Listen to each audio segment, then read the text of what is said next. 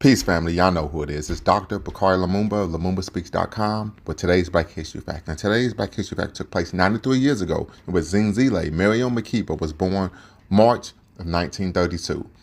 Nicknamed Mama Africa, Makeba was a South African singer, songwriter, actress, and civil rights activist associated with musical genres including Afro-pop, jazz, and world music. She was an advocate against apartheid and white minority government in South Africa.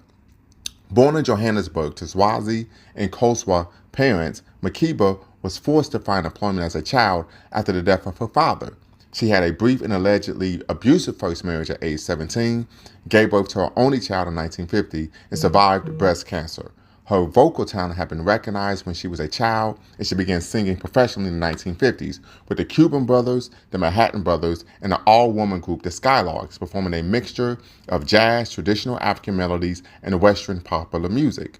In 1959, Makeba had a brief role in the anti-apartheid film Come Back Africa, which brought her international attention and led to her performing in Venice, London, and New York City.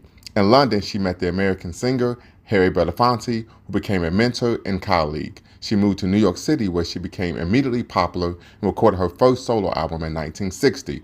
Her attempt to return to South Africa that year for her mother's funeral was prevented by the country's government. Makeba has also been associated with the movement against colonialism, with the civil rights and black power movements in the U.S., and with the Pan-African movement. She called for the unity between black people of African descent across the world. Africans who live everywhere should fight everywhere. The struggle is no different in South Africa, the streets of Chicago, Trinidad, or Canada. Black people are the victims of capitalism, racism, and oppression, period. After marrying Carmichael, she often appeared with him during his speeches. Carmichael later described her presence at these events as an asset, and Feldstein wrote that Makeba enhanced Carmichael's message that black is beautiful.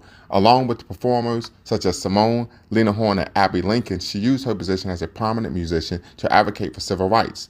Their activism has been described as simultaneously calling attention to racial and gender disparities, highlighting that the liberation they desired could not separate race from sex. Makeba also critiqued second-wave feminism as being a product of luxury, led to observers being unwilling to call her a feminist.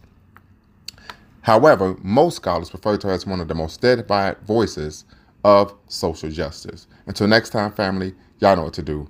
Always bet on black. Peace.